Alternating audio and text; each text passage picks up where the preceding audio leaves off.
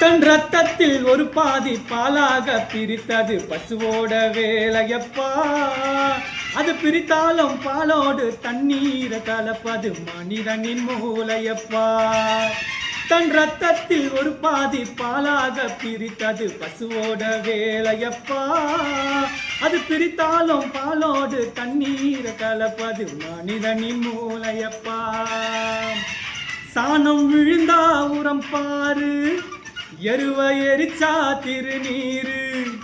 உனக்கு என்ன வரலாறு, உண்மை சொன்னா தகராறு.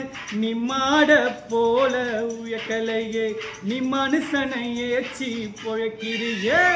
வந்தேண்டா பாலுக்கார, அடடா பசு மாட்டை பத்தி பாட போறேன், புது பாட்டு கட்டி ஆட போறேன்.